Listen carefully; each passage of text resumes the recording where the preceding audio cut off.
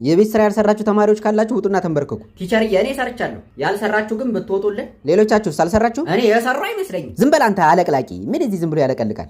እሺ አቤል ሰርተሃል? ኧረ ቲቸርዬ ረስቸው። ምሳህን ረስተሃል? እውነቱን ነው ምሳህን ረስተሃል። ናውጣ ተንበርከክ። እሺ ቤዛ ሰርተሻል? አይ ቲቸርዬ አልሰራሁም። ከዳግም ጋር ስትለፋደድ አንዴ የምትሉ ማን ነው ደግሞ ዳግም?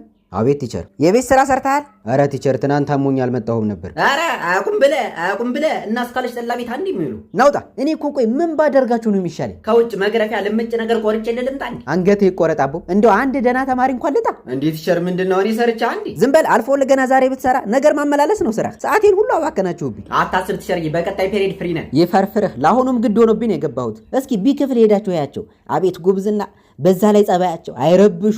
የረባሽ ትምጽፍ ያለው ልስተ አጥናው ለፈተና ይመጣል። አጁዚያም ነግሬያችኋለሁ። ሁላችሁም ነገ ወላጅ ይዛችሁ እንድትመጡ። ትክክለኛው ስታይ አንተ ለቅላቂ አንተም ይዘህ እንድትመጣ